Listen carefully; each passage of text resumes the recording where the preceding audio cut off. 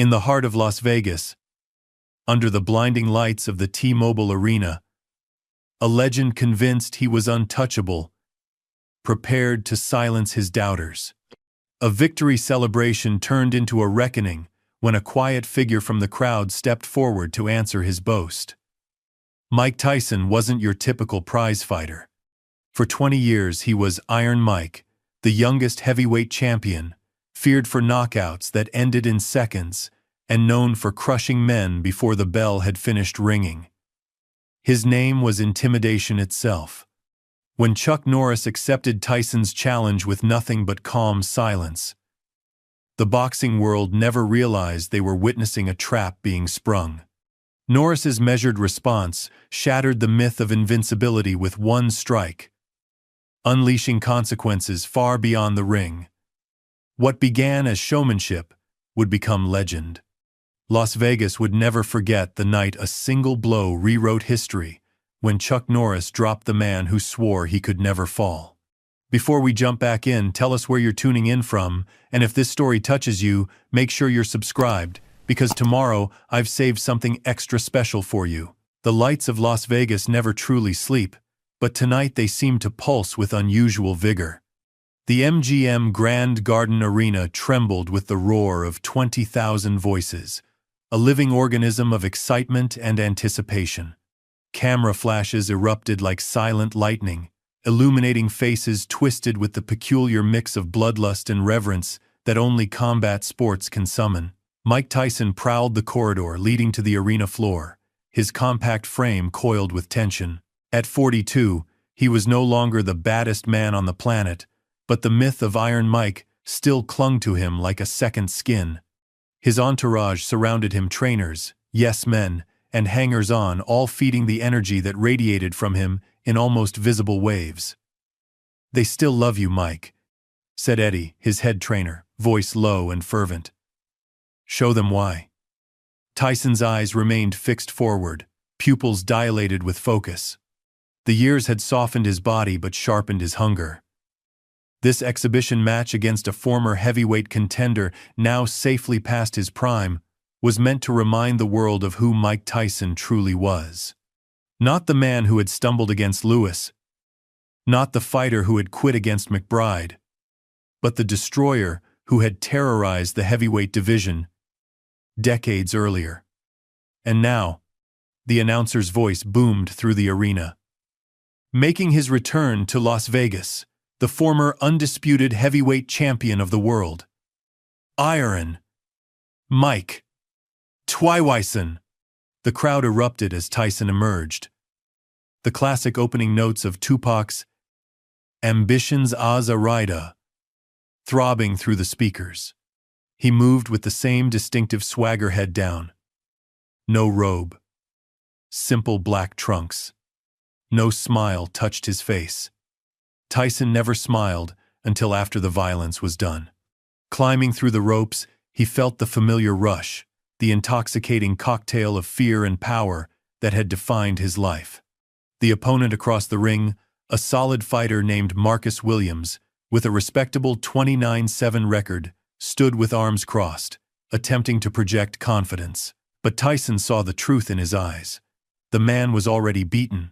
The pre-fight rituals passed in a blur. When the referee called them to the center for final instructions, Tyson refused to touch gloves. "I ain't here to make friends," he growled, loud enough for the first few rows to hear. The bell rang, and Tyson exploded forward with surprising speed for a man his age. Williams attempted to establish a jab, to create distance. But Tyson slipped inside with the same peekaboo style that had made him legendary, punishing Williams with hooks to the body that echoed through the arena. "My God, he still has that speed," gasped the commentator.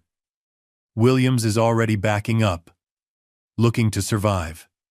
Midway through the round, Williams attempted to clinch, to slow the onslaught. Tyson responded by driving him into the corner, unleashing a vicious combination that dropped Williams to one knee. The referee gave a standing 8 count as the crowd rose to their feet. Williams survived the round, but the pattern was established. By the third, his face was marked, his confidence shattered. A blistering right hook sent him crashing to the canvas, where he remained as the referee waved off the fight. The arena shook with approval. Tyson stalked the ring, arms raised, the familiar savage grin finally appearing. His entourage flooded the canvas, surrounding him with congratulatory shouts. The victory wasn't surprising. Williams had been carefully selected, but the manner of it stirred something in the crowd. For moments, it felt like the 1980s again. "Mike! Mike! Mike!" The chant rolled through the arena. The promoter handed Tyson a microphone for the customary post-fight interview. "Iron Mike is back," Tyson shouted, voice raspy with exertion and emotion. "They told me I was done. They told me I was finished." His eyes blazed with a familiar intensity. "But I'm still here. And I'm telling you now, there ain't a man alive who can drop me. Not one." The declaration hung in the air, electric with challenge. The crowd's response was immediate, a roar that seemed to make the building itself shudder. In the VIP section, celebrities and fighters reacted with varying degrees of enthusiasm. Floyd Mayweather smirked. Dana White nodded appreciatively at the promotional gold. Ringside commentators exchanged skeptical glances but kept their doubts off Mike. But in the third row, center section, one figure remained motionless amid the surrounding frenzy. Chuck Norris sat with perfect stillness, his weathered face betraying nothing as he watched Tyson circle the ring in triumph. At 68, the martial arts legend and cultural icon no longer appeared in action films or competitions, but the aura of quiet competence had never left him. Beside him, a friend leaned over. "What do you think of that claim?" Norris's eyes remained on Tyson, who continued to work the crowd into a frenzy. "A man's words," Norris finally replied, voice so soft his companion had to lean closer, reveal far more about his doubts than his certainties. Tyson, still riding high on adrenaline and adulation, didn't notice the one man not celebrating his return. But as the arena lights gleamed off the sweat on his shoulders, the seed of what would follow had already been planted. Some challenges, once issued, cannot be withdrawn. Some words, once spoken, set forces in motion that even legends cannot control. Morning sunlight streaked through the blinds of Mike Tyson's hotel suite, falling across the rumpled sheets and scattered champagne bottles. The night had stretched into a blur of celebration, admirers, and the electric high that came from reminding the world who he still was. Tyson sat on the edge of the bed, scrolling through headlines on his phone, a smile playing at the corners of his mouth. "Iron Mike still has it," declared the ESPN banner. "Vintage Tyson returns to Vegas." Read another. His social media notifications had exploded. Thousands of comments and shares of his bold declaration. A knock at the door interrupted his reverie. His manager, Derek Powell, entered without waiting for an answer, phone pressed to his ear, gesturing that the call was important. "Yeah, he's right here," Powell said, then covered the mouthpiece. "Mike, it's Steve from HBO Sports. They want to talk about last night." Tyson grinned, taking the phone. "What's up, Steve?" "Mike, great show last night. Listen, the clip of your challenge is everywhere this morning. 'No man alive can drop me' is trending on every platform." "That's right," Tyson replied, the familiar swagger creeping into his voice. "I meant every word. That's what I'm calling about. There's been an interesting reaction from someone in the audience last night." Chuck Norris was there. Something shifted in Tyson's expression. "Norris? The movie guy? The martial arts legend, yeah. Someone asked him about your challenge on his way out. His response is blowing up right now. What did he say?" Tyson asked, an edge creeping into his voice. Not much, actually. Just that true strength doesn't need to announce itself.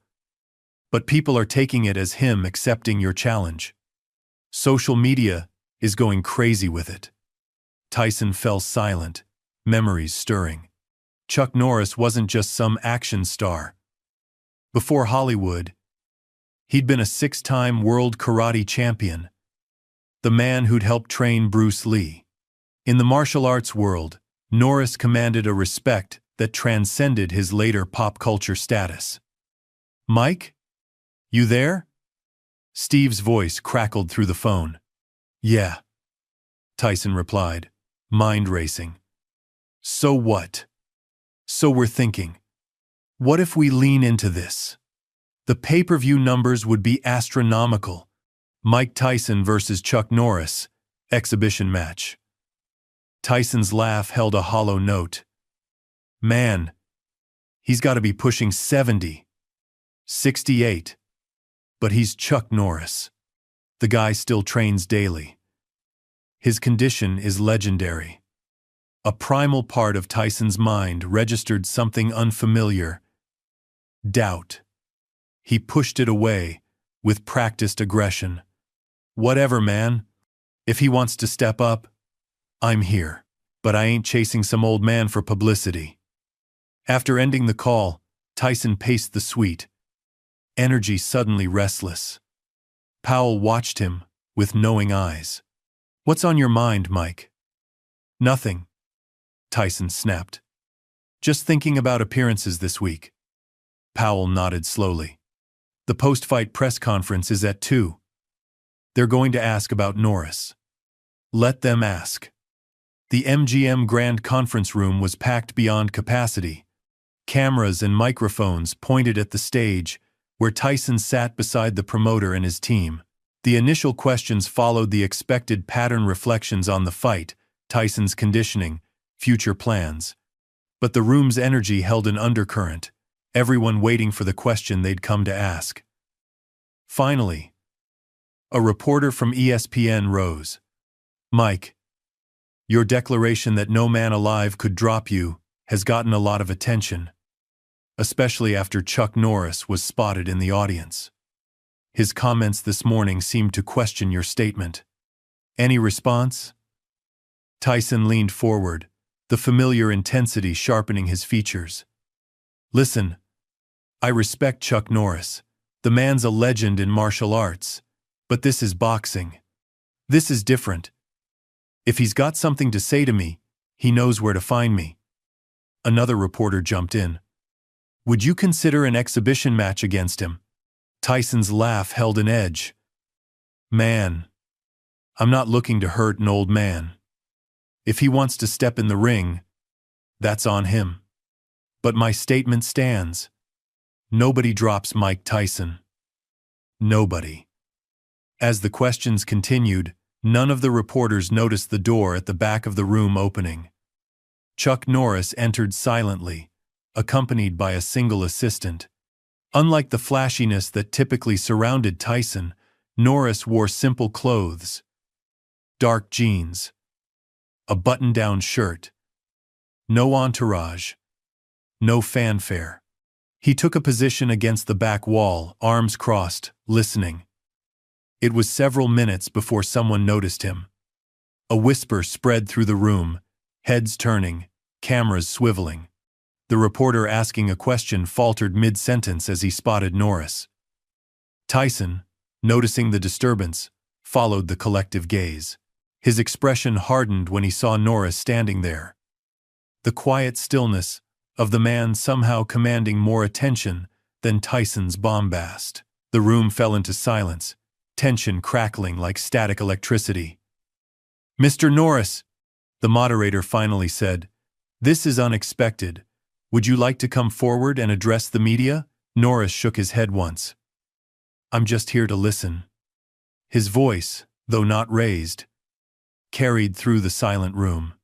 The contrast was striking. Tyson, surrounded by his team, microphones, the apparatus of celebrity, while Norris stood alone, needing none of it.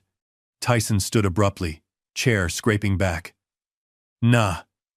If he came all this way, let the man speak. You got something to say to me, Chuck? Norris regarded Tyson for a long moment. When he finally spoke, his words were measured, deliberate. I didn't come to challenge you, Mike. I came because you issued a challenge to every man alive. He paused. Including me. The room erupted with questions. Cameras flashing. Reporters standing. Norris raised a hand, and improbably, the chaos subsided. I've spent my life in martial arts, he continued, not for glory or to prove anything to others, but because discipline refines character. When I heard your claim, I wasn't offended. But I was reminded that humility is the foundation of true strength. Tyson's jaw tightened. So you're saying I'm not strong? I'm saying strength speaks for itself. It doesn't need declarations. The simplicity of the response seemed to unsettle Tyson more than any direct challenge could have. His hands clenched at his sides. So it's like that? You think you could take me?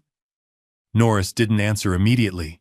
When he did, his voice remained level. I think the question itself misses the point. But if you're asking if I accept your challenge, yes, I do. The room exploded. Reporters shouted questions. Cameras flashed like strobe lights. The promoter's face lit up with dollar signs. Through it all, Norris remained perfectly still. Eyes locked with Tyson's across the room. For Tyson, the world suddenly narrowed to this unexpected confrontation. He'd issued his challenge in the heat of victory, riding the wave of adoration, never imagining it would materialize into this. Chuck Norris wasn't just some random opponent. He was a living legend.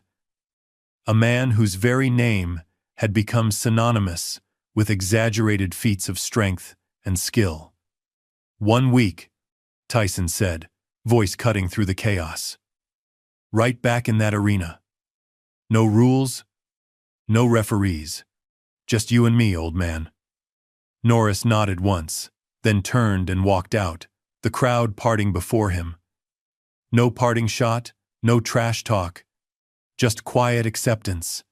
As the door closed behind him, Tyson felt something he hadn't experienced in years. The cold finger of doubt tracing his spine. He shook it off with a scowl, turning to the reporters. You all saw it. 1 week. Tyson versus Norris. The biggest exhibition match in history. The headlines would be spectacular. The tickets would sell out in minutes. And social media would explode with predictions and memes. But as the frenzy built around him, a small voice in the back of Tyson's mind whispered a truth he couldn't fully suppress. He had just committed to fight a man who hadn't needed to say a word to establish his presence. And somehow, that silence felt more dangerous than any threat ever could. The 7 days between the press conference and the scheduled exhibition passed in a blur of media frenzy. Sports networks canceled regular programming for round-the-clock speculation. Betting lines opened, then suspended operations when the volume of wagers threatened to crash their systems. The original venue quickly proved inadequate. The event was moved to the T-Mobile Arena, with its 20,000-seat capacity. Tickets sold out in 12 minutes. For Tyson, the week brought a strange mixture of bravado and quiet introspection. Publicly, he maintained his characteristic swagger, dismissing Norris as just another old man who'll learn what real power feels like. His training sessions were deliberately open to the media, explosive displays of power on heavy bags. Sparring partners sent reeling from combinations that demonstrated his hands still carried the destructive force that had once terrorized heavyweights. Telling and preparing this story took us a lot of time. So, if you are enjoying it, subscribe to our channel. It means a lot to us. Now, back to the story. But alone in his suite at night, doubt crept in with the persistence of shadow. He found himself watching old footage not of his own fights, but of Norris in his prime. The disciplined movement, the almost mechanical precision.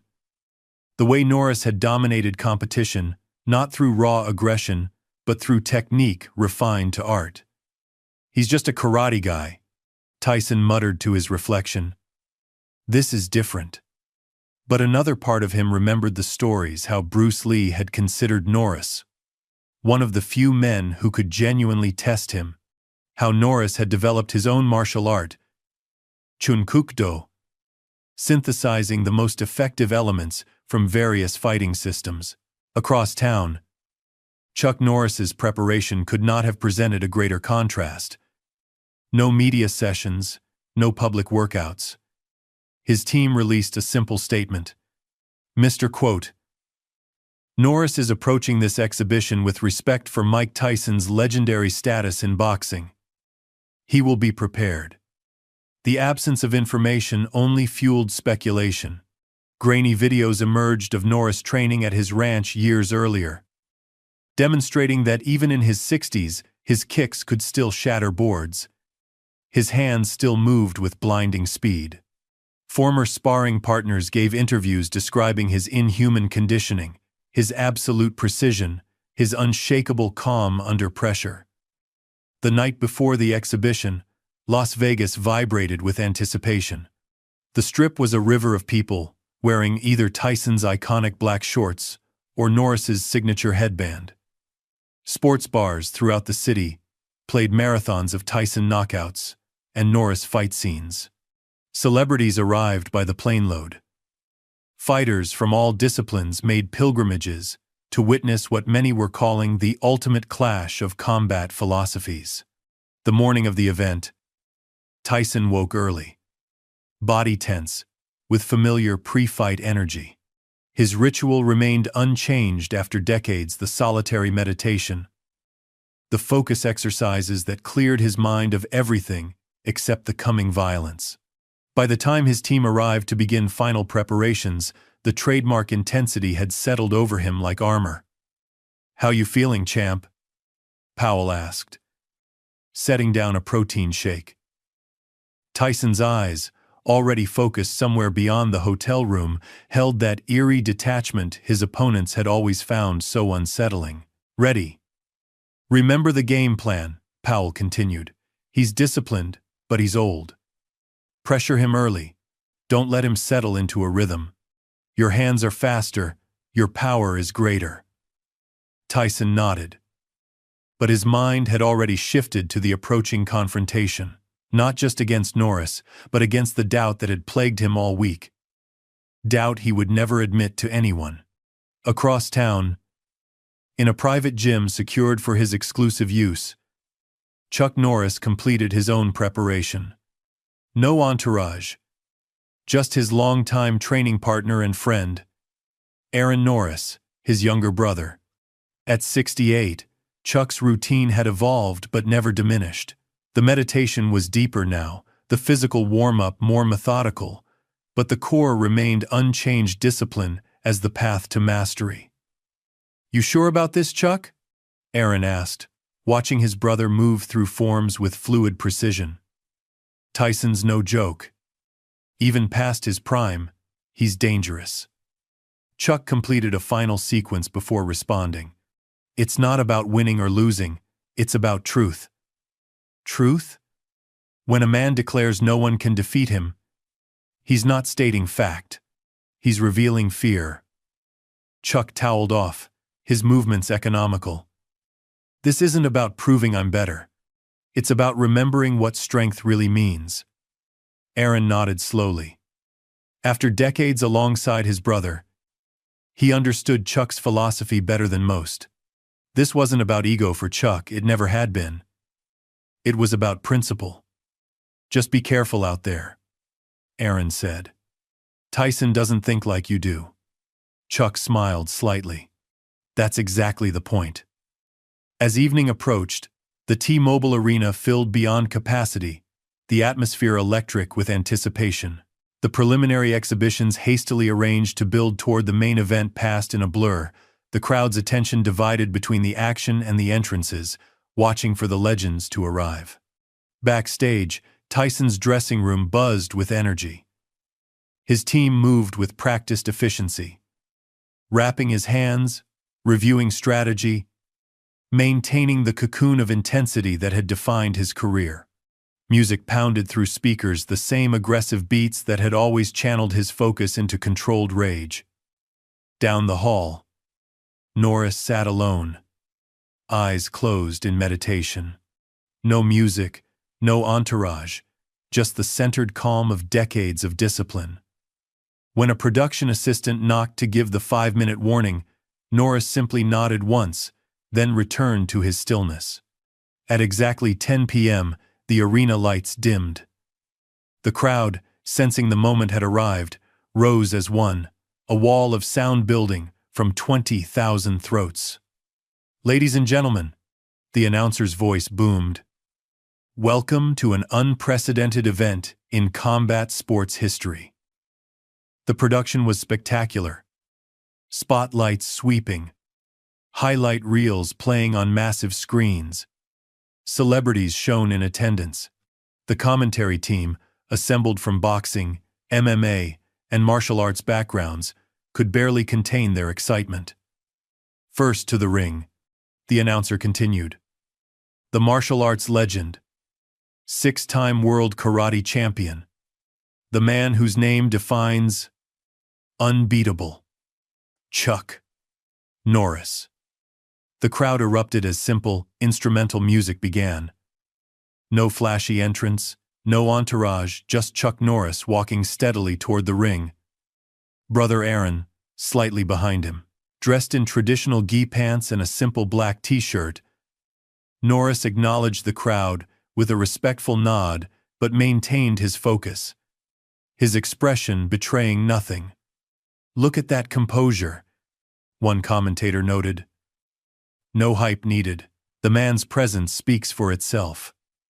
Norris climbed into the ring with easy grace that belied his age, moving to his corner where he stood, hands at his sides, waiting.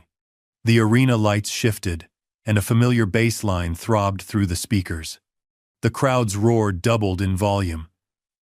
And now, the former undisputed heavyweight champion of the world, the most feared puncher in boxing history,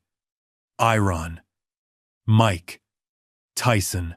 Tyson emerged from the tunnel like a force of nature, surrounded by his team, head bobbing to the rhythm, focused intensity radiating from him in almost visible waves. The contrast couldn't have been more stark. Norris's stillness versus Tyson's barely contained energy.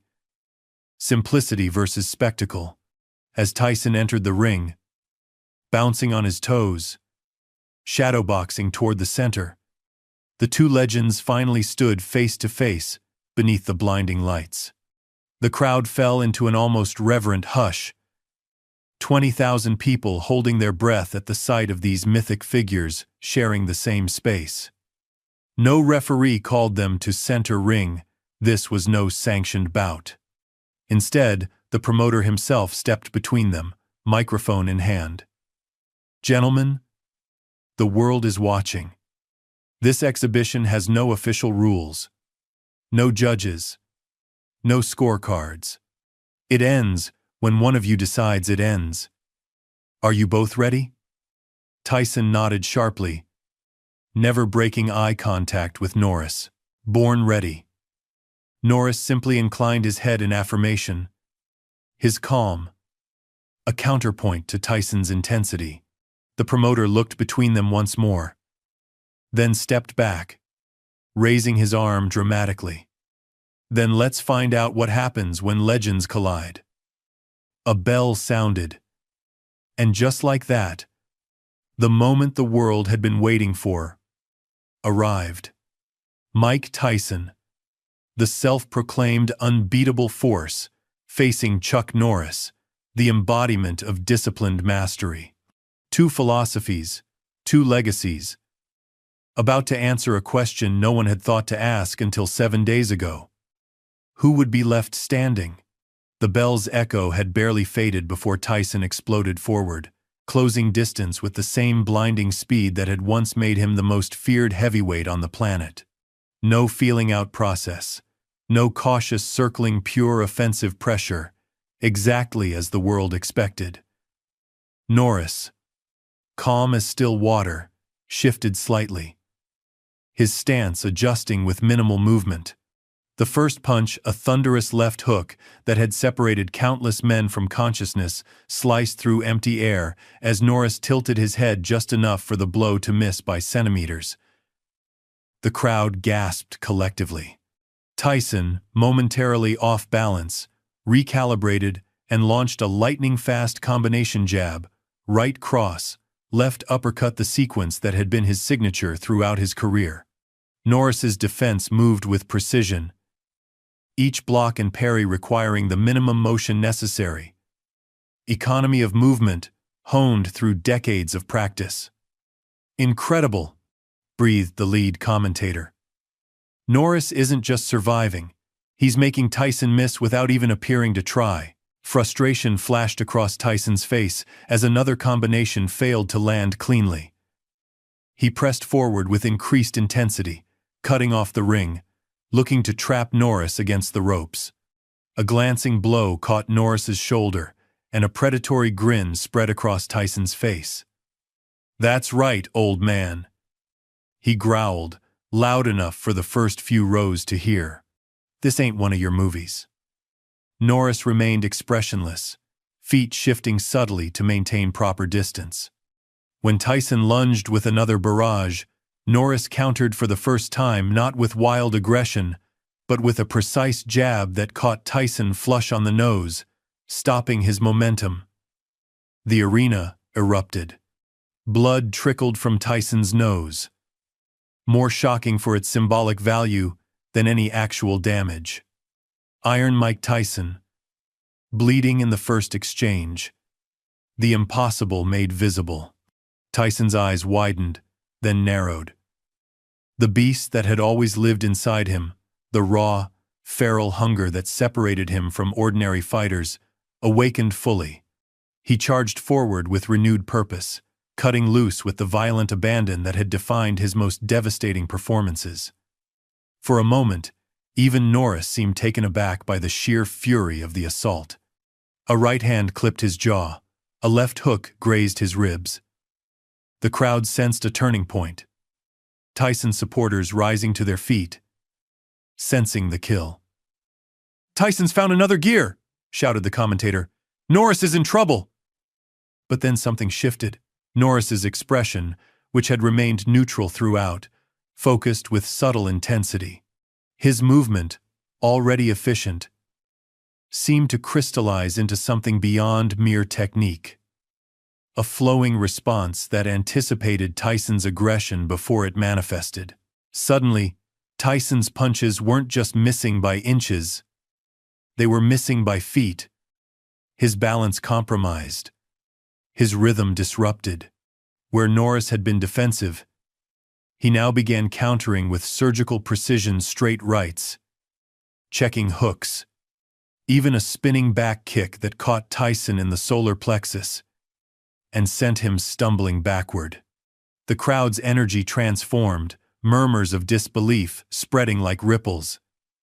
"This is unbelievable." The commentator struggled to maintain professional detachment. Norris isn't just surviving Tyson's onslaught, he's dismantling it. As the first round stretched beyond the traditional 3 minutes, no referee, no strict timekeeping in this exhibition. Tyson's initial surge began to ebb. His breathing grew labored, his punches wider, his footwork less precise. The price of age and his opening expenditure of energy began to exact its toll. Norris, by contrast, seemed to grow more fluid with each passing minute. His techniques emerged not as separate movements but as a continuous flow, one action leading naturally into the next. Where Tyson fought with explosive power, Norris moved with the efficiency of water finding its path. After what felt like an eternity to Tyson, a bell rang, signaling a break. No corner teams entered the ring. This was, after all, an exhibition without standard rules. Instead, Both men retreated to neutral corners. The contrast in their conditions, impossible to ignore. Tyson slumped against the turnbuckle, chest heaving, sweat pouring down his face, the trickle of blood from his nose now a small crimson stream. Across the ring, Norris stood straight, his breathing controlled, showing minimal signs of exertion. The crowd buzzed with growing amazement. What many had dismissed as a publicity stunt was revealing itself as something far more significant. A genuine clash of combat philosophies, with the unexpected narrative unfolding before their eyes. In his corner, Tyson's mind raced with unfamiliar doubt. His initial strategy, overwhelm, intimidate, destroy, had been neutralized with such apparent ease that he found himself questioning the foundations of his approach. Glancing across at Norris, standing calmly instead of sitting, Tyson felt something he had rarely experienced in the ring: uncertainty. "What's the matter, Mike?" His inner voice, always his harshest critic, mocked him. "Can't handle an old man?" The thought ignited fresh determination.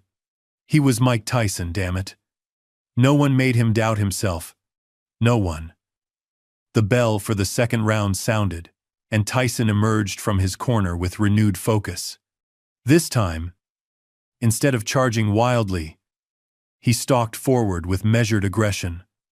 The tactical approach that many of his later trainers had begged him to adopt throughout his career. Norris noted the change immediately, a flicker of something like approval crossing his features. He adjusted his own stance subtly, acknowledging the shift in dynamics. What followed was a more technical exchange, Tyson probing with jabs, looking for openings. Norris responding with counters designed to maintain distance and control space. For brief moments, Tyson found success, landing a sharp right to the body, a glancing hook to the temple. But each minor victory was answered. A side kick to Tyson's lead thigh that compromised his balance, a counter right that landed flush on his jaw, snapping his head back. A sweep that nearly took his feet from under him. As the round progressed, the pattern became clear to everyone watching. Tyson possessed the greater raw power, but Norris controlled the terms of engagement. When Tyson attacked, it was on Norris's terms. When Norris countered, it was with calculated precision. "What we're seeing," observed the martial arts expert on commentary, "is the difference between power and control. Tyson can generate more force, but Norris decides where and how that force is applied." The crowd's reaction evolved as understanding spread. The initial bloodlust gave way to appreciation for the tactical chess match unfolding before them. They were witnessing not just a physical contest, but a philosophical one, two approaches to combat, to strength, to mastery, tested against each other. Midway through the round, Tyson connected with his best punch of the fight, a perfectly timed right uppercut that caught Norris as he was stepping in. The impact was audible throughout the arena. Norris's head snapping back, his body momentarily rigid. The crowd erupted, sensing a turning point. Tyson, instincts firing, pressed forward to capitalize on the moment, unleashing a barrage designed to finish. But Norris, defying expectation, absorbed the storm.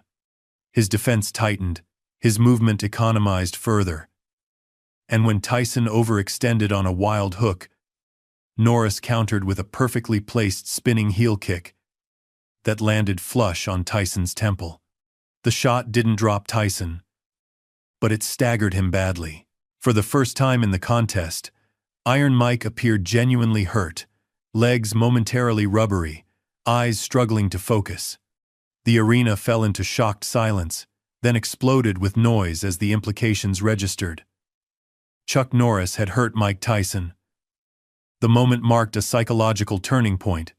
Tyson, who had entered the ring certain of his physical dominance, now faced an opponent who had not only withstood his best, but answered it with interest. The seed of doubt, planted days earlier at the press conference, now bloomed into full-grown uncertainty. As the second round stretched on, Tyson's aggression took on a desperate edge. His combinations, once fluid, became telegraphed. His footwork, already compromised by age and fatigue, grew increasingly flat-footed. Norris, sensing the shift, began to press his own attacks, with more frequency, not with wild aggression, but with calculated pressure. A front kick to create distance. A combination of strikes that flowed from hands to elbows to knees. A takedown attempt that briefly put Tyson on the canvas before he scrambled back to his feet. When the bell sounded to end the round, the narrative had shifted irrevocably. What began as the boxer versus the martial artist had transformed into the legend versus the legend, with the outcome no longer a foregone conclusion in anyone's mind. Tyson returned to his corner, body aching in unfamiliar ways, mind racing with adjustments and doubts in equal measure. Across the ring, Norris once again stood calmly, centered within himself, embodying the philosophy that had defined his approach to combat throughout his life. The crowd, sensing history unfolding before them, buzzed with anticipation for the third round.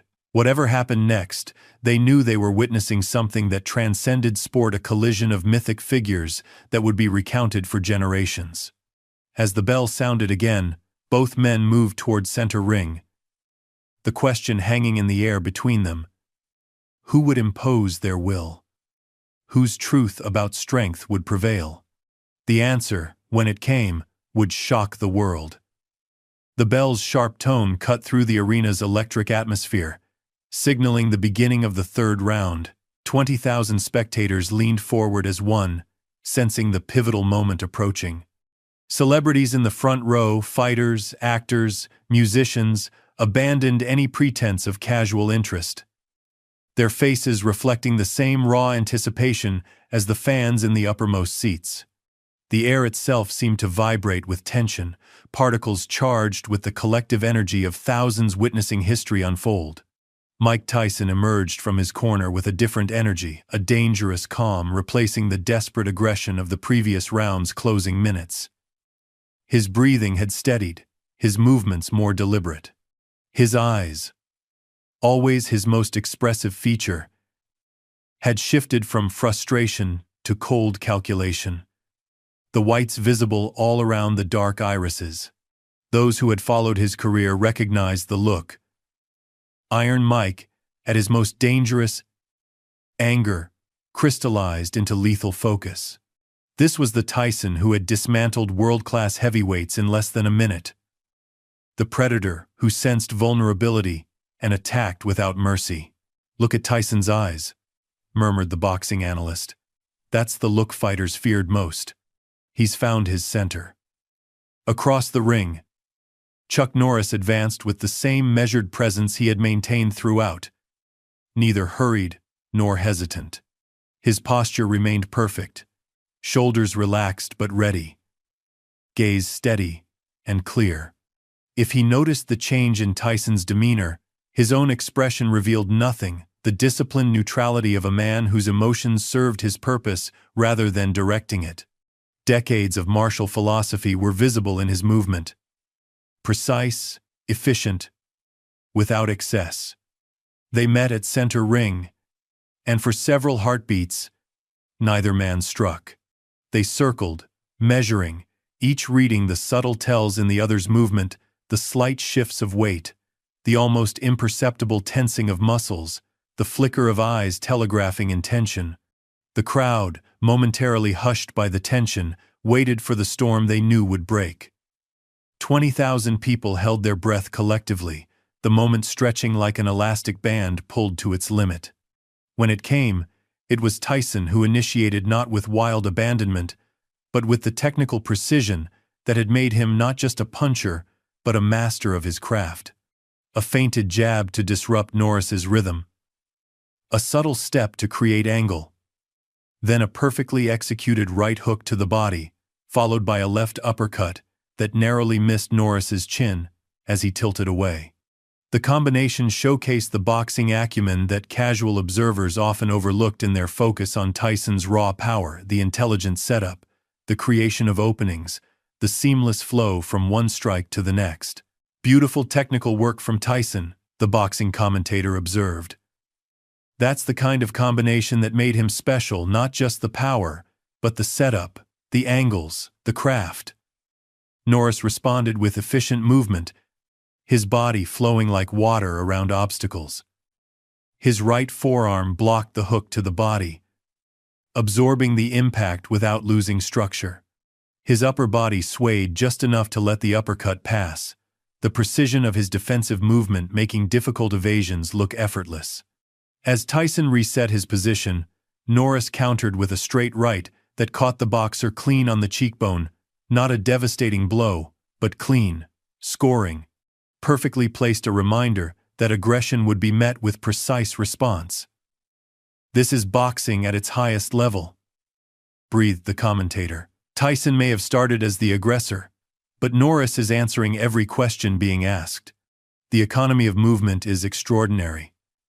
The exchange set the pattern for the round's opening minute. Tyson pressing with calculated aggression, Norris countering with disciplined efficiency.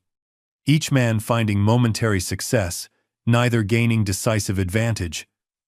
But beyond the physical exchanges, the rhythm of combat began to reveal deeper truths than either had spoken aloud. In Tyson's increasingly measured approach, there was implicit acknowledgement of respect, recognition that wild aggression would not overwhelm this opponent. That victory, if it came, would require intelligence as well as power.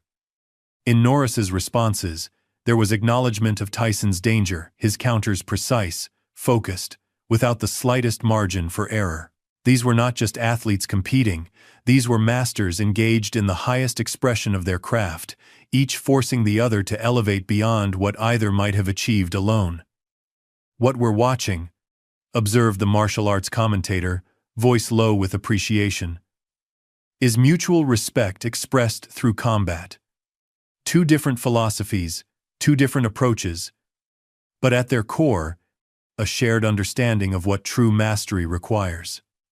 Halfway through the round, Tyson found momentary success with an adjustment that revealed his often underestimated boxing IQ. Recognizing Norris's tendency to counter his right hand, he threw a half-committed cross that deliberately invited response. When Norris moved to counter, Tyson was already prepared, slipping the return and delivering a beautifully executed combination that partially broke through Norris's defense, a right hand landing cleanly on the temple. The crowd roared as Norris momentarily lost his perfect positioning, forced to take a half step back to re-establish balance. Blood trickled from a small cut above his eye, the crimson stark against his tanned skin. For the first time in the contest, the martial arts legend appeared genuinely affected, his composure momentarily disrupted. "Tyson lands clean," the commentator exclaimed. "That's the first time we've seen Norris truly rocked in this contest." Ringside, former champions recognized the pivotal moment. This was the opening Tyson had been seeking, the crack in the armor, the momentary vulnerability that his predatory instincts had evolved to exploit. In his prime, this was where fights ended, where the Tyson mystique was forged in the crucible of violence. Sensing opportunity, Tyson unleashed the explosive flurry that had defined his legacy, the same sequence that had separated countless opponents from consciousness. His body coiled and uncoiled with terrifying speed, generating force that seemed to defy his size. Left hook to the body that forced Norris's guard to drop, overhand right aimed at the temple, uppercut threading the narrowing gap in the defense. For a heartbeat, it seemed Norris might be overwhelmed by the sheer violence of the assault, the disciplined martial artist finally succumbing to the primal fury that had made Tyson a singular force in combat sports. The crowd sensed the turning point, rising to their feet in anticipation of the spectacular finish that had defined so many Tyson victories. This was the moment they had paid to see. Iron Mike, unleashed, the destroyer who had terrorized the heavyweight division in his prime. "Tyson senses blood," the lead commentator shouted over the roaring crowd. "He's looking for the finish." But then came the moment that would be replayed millions of times in the years that followed. Analyzed frame by frame, discussed in dojos and boxing gyms around the world, the single exchange that would enter combat sports lore alongside Ali's phantom punch and Silva's front kick.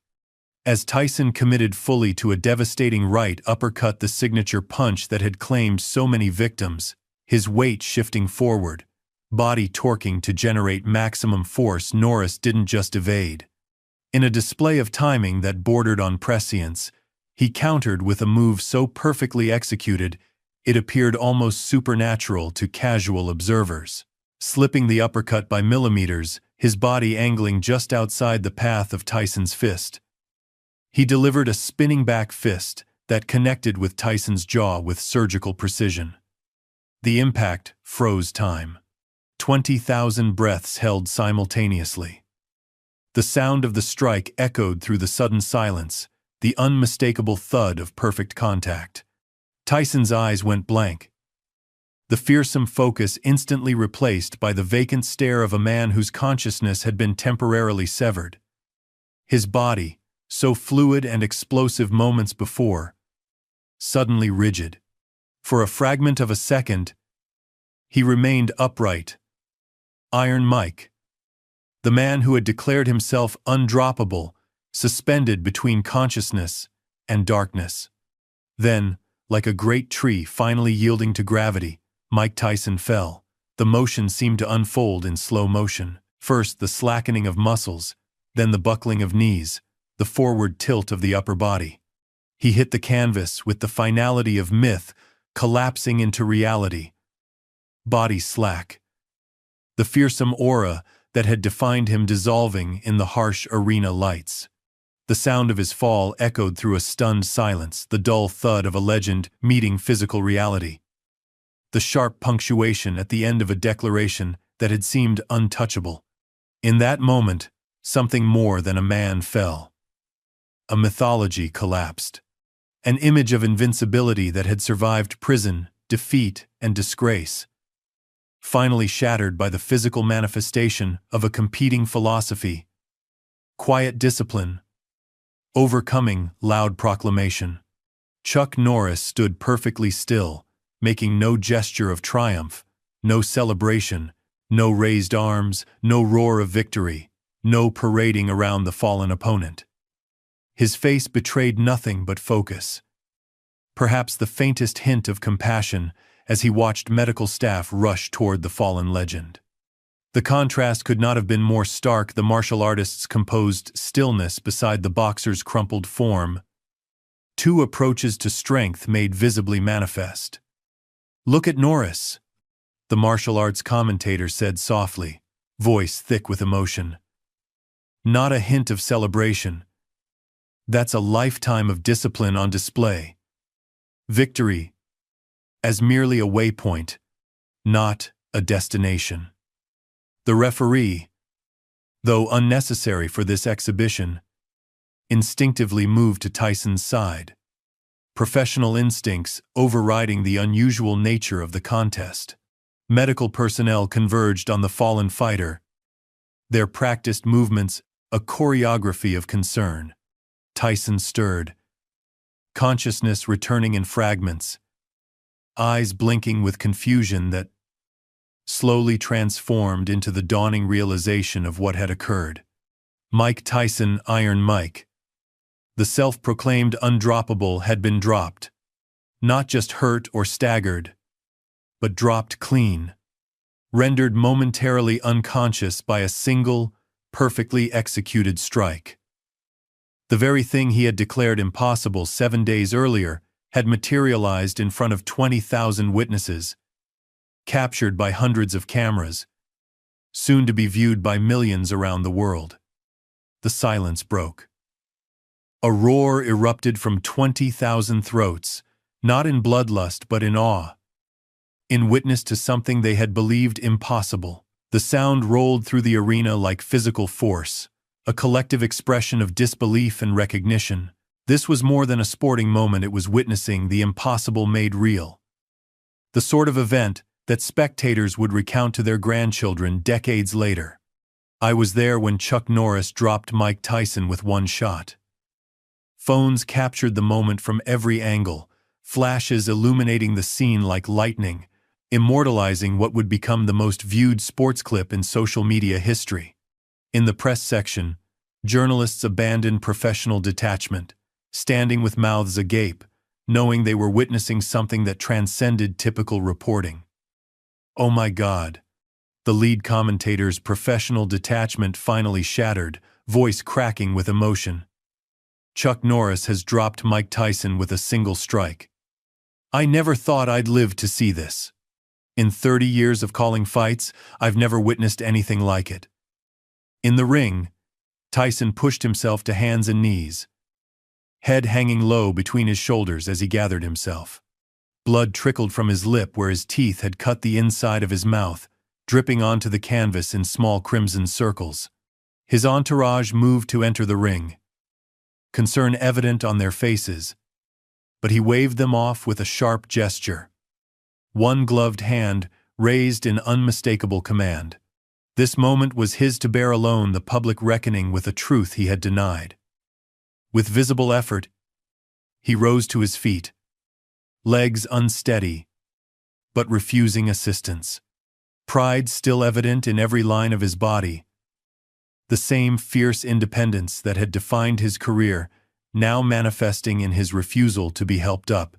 His eyes, clearing now, fixed on Norris across the ring.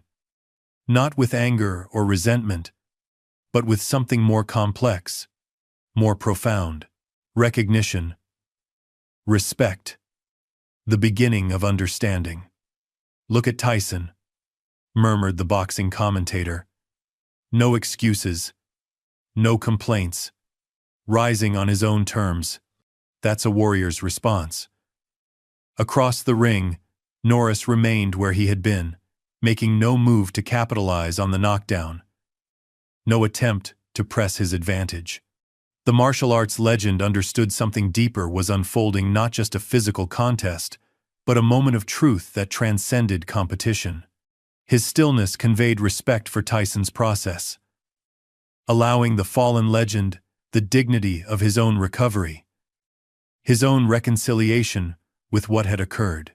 Tyson, finally steady on his feet, took a deep breath, chest expanding with the effort. The crowd, sensing a pivotal moment, fell quiet again. 20,000 people, moments earlier roaring in shock and excitement, now hushed in collective recognition of the gravity unfolding before them. This wasn't just the aftermath of a knockdown, it was the resolution of a philosophical question posed 7 days earlier. For several heartbeats, the two men regarded each other across the distance that separated them, not just physical space, but philosophical worlds. Tyson, the embodiment of explosive power, aggression made manifest, the philosophy that strength announces itself loudly. Norris, the personification of disciplined technique, the belief that true mastery reveals itself through action, not proclamation. Then, with deliberate steps, Tyson crossed the ring toward Norris. Each footfall seemed to carry weight beyond the physical. Each step a visible journey from one understanding to another. His expression had transformed. The mask of aggression replaced by something rarely seen in public. Vulnerability. Respect. The humility of a warrior acknowledging truth. The hardness that had defined his public persona for decades softened, revealing the human being beneath the myth, a man capable of growth, of recognition, of evolution. He extended his gloved hand. Norris took it without hesitation, his grip firm, respectful, neither dominant nor submissive. Equal warriors acknowledging each other's path. The arena erupted once more, understanding they were witnessing not just the resolution of a physical contest, but a rarer, more valuable moment. A legend embracing a truth greater than his own mythology. The roar contained multitudes, appreciation for the spectacle, respect for both competitors, recognition of the profound nature of what they had witnessed. This wasn't just entertainment, it was illumination through combat, truth revealed through physical dialogue. No words were exchanged between the men. None were necessary. The handshake spoke volumes that no microphone could capture, communicating on a level that transcended language. In that silent acknowledgement, both men honored something beyond winning or losing, the eternal principle that true strength never needs to announce itself, that mastery is revealed through action, not declaration. In their grip was mutual recognition. Tyson acknowledging the reality that had shattered his proclamation. Norris honoring the courage it took to face that reality without excuses. Two different paths converging in a moment of shared understanding. Tyson nodded once, the gesture containing a universe of unspoken acknowledgement, then turned and walked toward the ropes, his team rushing to meet him. No tantrums, no excuses, no attempts to diminish what had occurred. Just the quiet dignity of a warrior accepting reality on its own terms. Norris remained center ring for a moment longer, his presence a physical embodiment of the philosophy that had guided him for decades. Then he moved quietly toward his own corner, where his brother waited with a simple nod of acknowledgement. No wild celebration necessary. No external validation required. The victory wasn't a culmination, but merely another step on an endless path of discipline and growth. That handshake, observed the martial arts commentator, voice soft with appreciation, might be more significant than the knockdown itself. Two legends, two different approaches, meeting in mutual respect. That's the essence of martial arts philosophy right there. As medical staff examined Tyson and officials conferred about the official outcome of this most unofficial of contests, the world beyond the arena was already exploding with the news. Social media platforms crashed under the volume of activity, unable to handle the millions simultaneously sharing and commenting on what they had witnessed. Sports networks interrupted all programming with breaking news alerts. The moment transcended sport, becoming instant cultural mythology, not just a physical contest, but a parable made flesh, a philosophy proven through action. Chuck Norris had done the impossible, not just defeating Mike Tyson but dropping him with a single strike, answering the boast that no man alive could do so. The spinning backfist that connected with Tyson's jaw would be analyzed in frame-by-frame detail, would become the subject of countless breakdowns, would be studied in dojos and gyms around the world. How had a 68-year-old martial artist generated enough power to drop one of the most durable heavyweights in boxing history? The technical answer: perfect timing, ideal placement, catching Tyson moving into the strike, would be discussed endlessly. But those who understood combat at its deepest level recognized the true significance lay beyond technical analysis. It wasn't about who was stronger or more skilled. It was about which truth prevailed, whether strength comes from what you claim or from what you simply, quietly are. It was about two different approaches to power, to mastery, to life itself, tested against each other in the most direct way possible. And in that test, the quiet discipline that had defined Chuck Norris's lifetime in martial arts had answered the loud proclamation that had characterized Mike Tyson's career. Not through words or arguments or debates, but through the irrefutable physical reality of action, the most ancient and honest form of truth-telling humans possess. In a world increasingly dominated by those who shout loudest, who boast most boldly, who proclaim their greatness most aggressively, a different message had been delivered with undeniable clarity. True strength doesn't announce itself. It simply acts when the moment requires. Dawn broke over Las Vegas, painting the desert city in hues of gold and amber. Morning light spilled across the strip, transforming the garish neon into softer silhouettes against the awakening sky. The streets, littered with evidence of the previous night's revelry, gradually stirred to life. Hotel cleaning crews discovered discarded tickets, commemorative programs, and empty champagne bottles, physical remnants of what many were already calling the most significant exhibition match in combat sports history. News vans lined the entrances to major hotels, reporters delivering breathless updates to morning broadcasts. On street corners, vendors had already produced hastily made T-shirts bearing images of the knockout, the entrepreneurial spirit of Vegas never missing an opportunity. Digital billboards that had advertised the event now displayed freeze frames of its conclusion. Tyson falling, Norris standing, composed a modern tableau that had already embedded itself in cultural consciousness. In his suite at the Bellagio, Mike Tyson sat alone on the balcony, watching the sunrise transform the desert landscape.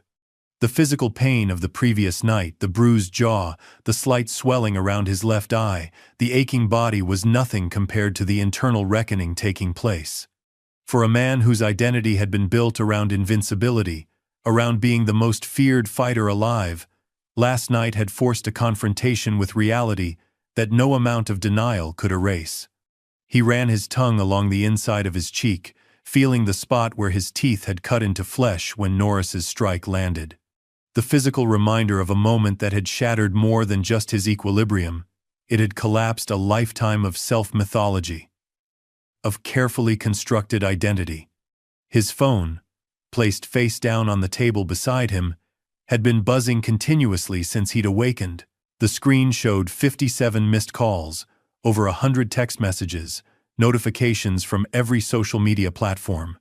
Calls from his team, from media outlets offering exclusive interviews with seven-figure payments attached.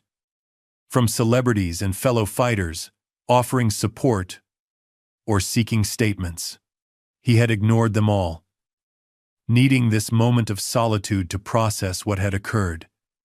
The footage was everywhere. Despite frantic efforts by his management team to control the narrative, just an exhibition, Tyson wasn't taking it seriously. Slipped rather than knocked down, the visual evidence was irrefutable. From every angle, in high-definition clarity, in slow-motion detail that exposed every microsecond of the encounter. Iron Mike Tyson, the man who had declared no one alive could drop him, laid flat by Chuck Norris. The breakfast he'd ordered sat untouched on the table, steam no longer rising from the coffee. He'd been sitting in the same position for nearly 2 hours, watching the city wake below him, feeling strangely disconnected from the world, still processing the events he'd lived through. There was a peculiar freedom in having your worst fear realized once the thing you dreaded most has happened. What else remains to fear? A knock at the door finally broke his reverie. 3 short raps, measured and precise. Not the continuous pounding of reporters or the hesitant tapping of hotel staff. He considered ignoring it. But something in the pattern, the controlled economy of the sound, gave him pause. "It's open," he called, not turning from the view. The door opened and closed softly. Footsteps approached, unhurried but purposeful, crossing the suite's living area toward the balcony. Tyson didn't need to look to know who had come. The footfalls themselves told the story, deliberate, balanced, the product of decades spent mastering the relationship between body and space. Chuck Norris stepped onto the balcony, the morning light catching the silver in his beard. He wore simple clothes, jeans, a button-down shirt, boots worn with character, the same unassuming presence that had contrasted so sharply with Tyson's flamboyance the previous night. No entourage followed him, no cameras, no handlers or agents. Like everything about the man, his arrival was direct, unadorned, sufficient unto itself. "Mind if I join you?" Norris asked, his voice carrying the same calm it had maintained throughout their encounter. Tyson gestured to the empty chair beside him. For several minutes, both men sat in silence, watching the city below. 2 legends suspended above the world, that was still processing their collision. The quiet between them wasn't awkward but contemplative. The silence of men who had communicated most profoundly through action, and now found words almost superfluous. "They're calling it the silence heard around the world," Norris finally said, a hint of wry amusement in his voice, as he nodded toward a digital billboard visible in the distance, displaying the moment of the knockout. Tyson's laugh held no humor. "Yeah? What else they saying? Everything you'd expect. That I got lucky. That you're past your prime. That it was staged." Norris shrugged, the gesture containing neither defensiveness nor concern. People need stories they can understand. The truth is usually too simple for headlines. Another silence stretched between them, more comfortable than the first. Below, a convoy of media vans moved along the strip, hunting for the next development in a story that had captivated global attention. Both men watched their passage with detachment, as if observing a phenomenon that concerned others entirely. "I believed it. You know," Tyson said eventually, still looking out over the city, voice softer than his public persona ever allowed. "When I said no one could drop me, wasn't just talk, wasn't just promotion. I believed it." Norris nodded, understanding evident in the gesture. That's why it needed to happen. Tyson turned to him then, really looking at the older man for the first time since he'd entered. The morning light revealed details he hadn't noticed in the ring, the fine lines around Norris's eyes that spoke of decades of discipline and focus. The calm steadiness of his gaze, the comfortable way he occupied space without attempting to dominate it. This was not the cartoon superhero of internet memes or the action star of movies, but the martial artist who had existed before and beneath those public images. "You came to the fight because of what I said. Not for money, not for fame. Because of the claim." "Yes." "Why? You got nothing to prove. You're Chuck Norris, man. Your reputation's secure." Tyson's question held genuine curiosity. A desire to understand something fundamental about the man who had reshaped his understanding of himself. Norris considered the question, his eyes reflecting the thoughtfulness that had always separated him from the caricature the internet had created of him. He took a sip from a water glass he'd brought with him before answering. "It wasn't about my reputation," he said finally. "It was about truth. Not my truth or yours. Just truth." He paused, gathering thoughts that seemed to emerge from decades of reflection. "I've spent my life in martial arts, Mike. Not to become famous or to prove I'm better than others, but because the discipline reveals character. When I heard your claim, what I heard wasn't arrogance. I heard fear." Tyson stiffened slightly, instinctive defensiveness rising, but Norris continued, his tone free of judgment or condescension. This wasn't an accusation but an observation, offered with the same direct honesty that had characterized his fighting style. "Not physical fear. You've never had that. But the fear all fighters know that the myth we create might not be real. That we might not be who we claim to be." He looked out toward the mountains beyond the city. "I've known that fear too. Everyone who steps into combat does." The words hung in the air between them. Tyson's first impulse was anger, denial, the reflexive rejection of vulnerability that had protected him throughout his life. But something deeper recognized the truth being offered, a truth that resonated with his own most private thoughts. "When a fighter announces no one can defeat him," Norris continued quietly, "he's not stating fact. He's revealing doubt. The need to say it aloud betrays the fear that it might not be true." Tyson was silent for a long moment, absorbing this. The insight cut through layers of defense built over a lifetime, touching something essential he had never articulated even to himself. When he finally spoke, his voice held a rawness rarely heard from the fearsome boxer, a vulnerability that few had been permitted to witness. All my life, man. Intimidation was my edge. Make them fear you before the first punch. Make them doubt themselves. He shook his head slowly, gaze fixed on some middle distance, as memories scrolled through his mind. Make them believe you're something more than human, something they can't hurt. He paused, the admission difficult even now. Never thought about what that said about me, about what I was afraid of. Fear has its place in fighting, Norris acknowledged, voice carrying the wisdom of someone who had spent decades examining the psychology of combat. But it's like any weapon, dangerous when pointed inward. When we fear our own vulnerability so much that we build fortresses of reputation to hide it, we become prisoners of our own mythology. Tyson nodded slowly, recognition dawning in his eyes. And then you spend your whole life defending the myth, making sure nobody sees behind it. He shook his head. Exhausting, man. The irony, Norris said with the ghost of a smile, is that acknowledging vulnerability is the path to true strength, not denying weakness, but accepting and working through it.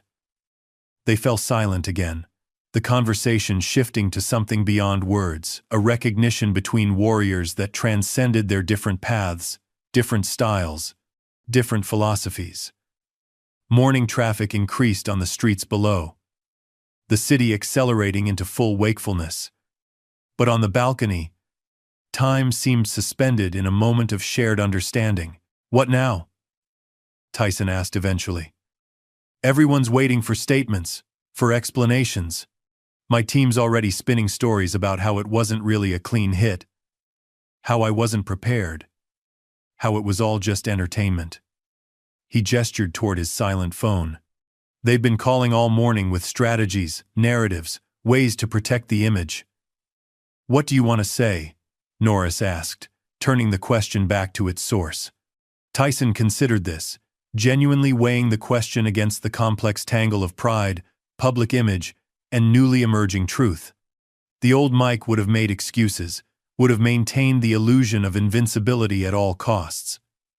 But something had changed in the ring last night.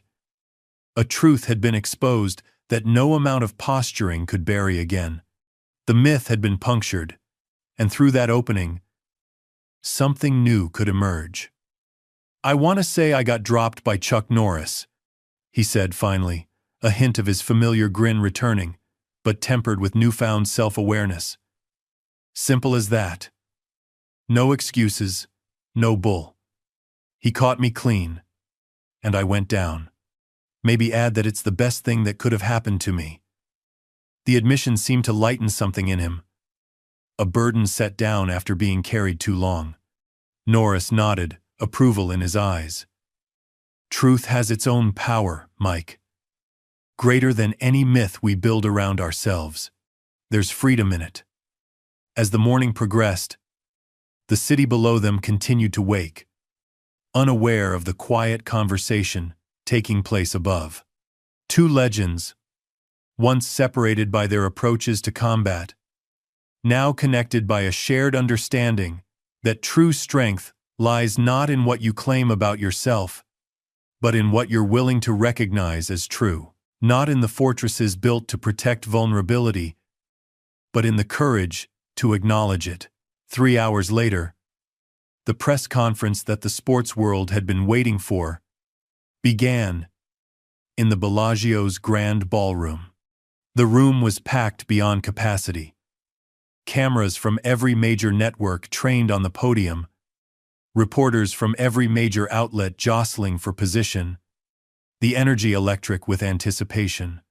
Expectations ranged from manufactured excuses to heated accusations, the typical aftermath of any shocking upset. Media consultants had already prepared their analyses, ready to dissect whatever narrative emerged. What they witnessed, instead, became as viral as the knockout itself.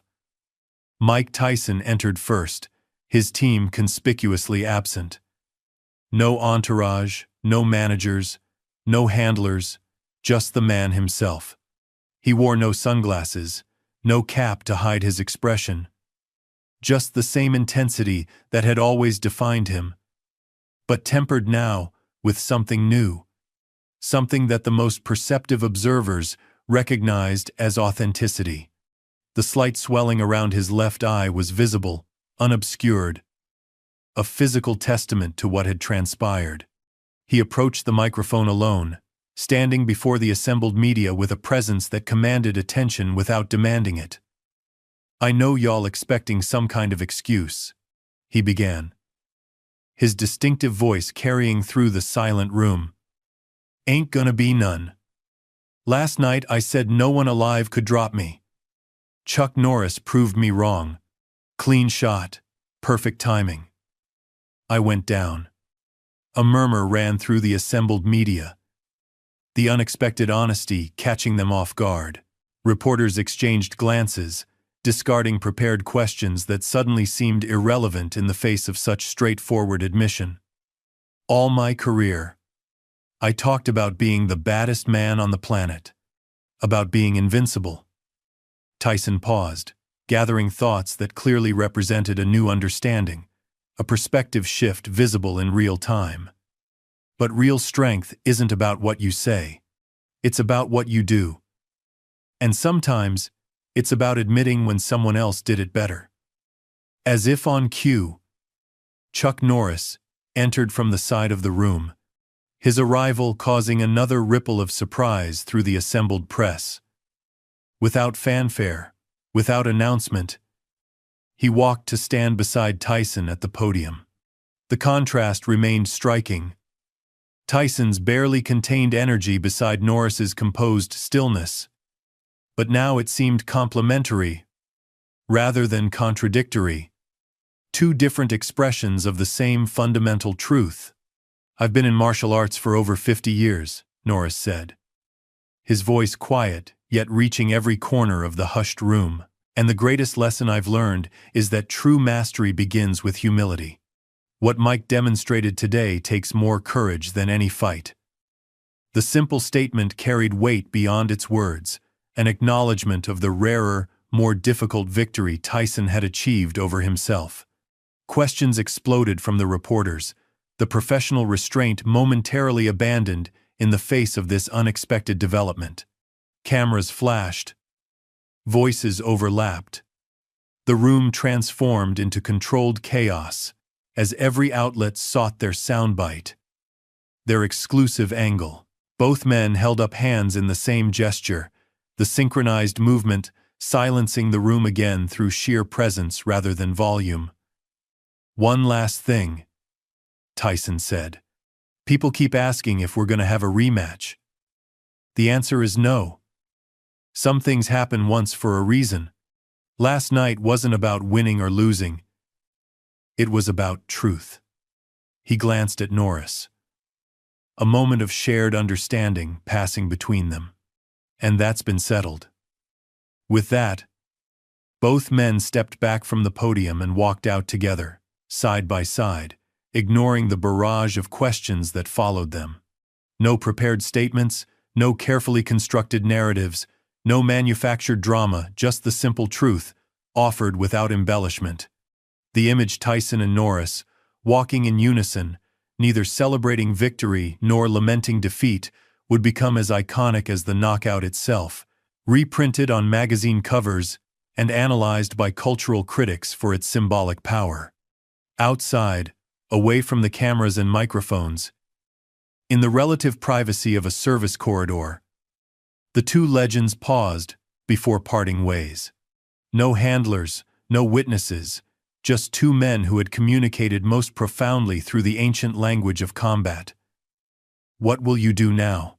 Norris asked, the question holding genuine interest rather than mere politeness. Tyson considered this, weighing possibilities that seemed newly available, paths that had opened where before there had been only the narrow route of maintained mythology. Then he smiled a genuine smile, free of the performative intensity he had maintained for decades, reaching his eyes in a way that transformed his entire countenance. Think I'm going to spend some time being quiet? He said. See what I can learn from that. The statement contained volumes, a willingness to listen rather than proclaim, to observe rather than dominate, to learn rather than prove. Norris nodded, understanding the profound shift this represented. The new journey being undertaken. The strongest statement is sometimes silence. They shook hands once more. The grip containing mutual respect, mutual recognition, mutual acknowledgement of truths discovered through their collision. Then they turned in opposite directions, two paths, different in style but united in purpose, each man carrying forward a truth greater than any myth. In the weeks and months that followed, the story evolved from sports sensation to cultural touchstone. Beyond the memes, the endless replays, the commentary and analysis, people recognized something profound in what had transpired. A rare moment of genuine truth in a world often dominated by illusion and self-promotion. The footage became shorthand for authenticity overcoming hype, for substance defeating style, for quiet mastery prevailing over loud proclamation. Mike Tyson, true to his word, stepped back from public life for a period of reflection. He declined the avalanche of interview requests, the reality show offers, the book deals promising millions for his exclusive story. Instead, he retreated to his training facility, focusing on the fundamentals that had been his foundation, approaching them with new awareness. When he re-emerged months later, those close to him noted a transformation. The legendary intensity remained, but it was channeled differently, focused inward toward growth, rather than outward in intimidation. He listens more now, observed a longtime training partner. Watches. Thinks before he speaks. Still Mike. Still that presence. But different. More. At peace with himself. Chuck Norris returned to his ranch in Texas, maintaining the same disciplined routine that had defined his life for decades. If the world expected him to capitalize on his newfound viral fame, they were disappointed. He gave no additional interviews, made no appearances to discuss the event, declined all offers for commercials playing on the knockout. The action had spoken. Words were unnecessary. When asked by a persistent reporter who tracked him to a local restaurant, his response was characteristically direct. Some moments should be left to speak for themselves. The footage of their encounter became the most viewed sports clip in history. Studied by fighters across disciplines, referenced in popular culture, analyzed by psychologists examining the nature of confrontation and truth. Coaches showed it to young fighters not just as a technical study, but as a philosophical lesson about humility, about the dangers of proclamation, about the difference between appearing strong and being strong. But perhaps the most telling aftermath came 6 months later, when Tyson agreed to an in-depth interview with a major sports network. The conversation covered his entire career, the meteoric rise, the spectacular fall, the personal demons, the professional triumphs. When they finally reached the topic of the Norris exhibition, the interviewer leaned forward with practiced intensity, voice dropping to the tone reserved for significant revelations. Looking back now, what would you say you learned from that night? Tyson was quiet for a moment, the thoughtfulness that had emerged in him now evident in his measured response. Gone was the rapid-fire delivery, the impulsive declarations. In their place, a considered reflection that gave weight to each word. I learned that strength doesn't need announcements, he said finally. True power. The kind that lasts it whispers, man. It doesn't shout. He gestured with hands that had once been among the most dangerous weapons in sports. All those years I was screaming how tough I was, how scary, how nobody could touch me. But the real ones, the ones with nothing to prove, they just show up and do the work. No talk necessary. The interviewer pressed, seeking drama, controversy, the emotional hook that drives ratings. Do you regret making the claim that no one could drop you? Tyson smiled, shaking his head, the expression holding none of the bitterness such a question might once have triggered. Nah, I needed to say it to learn why I shouldn't have to. He leaned back, comfortable in a new skin. Sometimes you gotta be wrong out loud before you can be right for real. Across the country, watching the interview from his home, Chuck Norris nodded silently in agreement. The lesson had been remembered. The truth had prevailed. Not through words or declarations, but through the silent eloquence of action, the most honest language humans possess. In the end, it wasn't about who was stronger or more skilled. It wasn't about age or background or reputation. It was about which philosophy proved more enduring. That true strength announces itself loudly, or that real power reveals itself through quiet mastery. The answer, like Tyson falling to the canvas, had landed with undeniable finality. Some truths require no announcement. They simply are. Up next, we have 2 more incredible stories that are waiting for you. Just click the image you want to watch, and it will take you there. If you enjoyed this video, make sure to subscribe. It would mean a lot.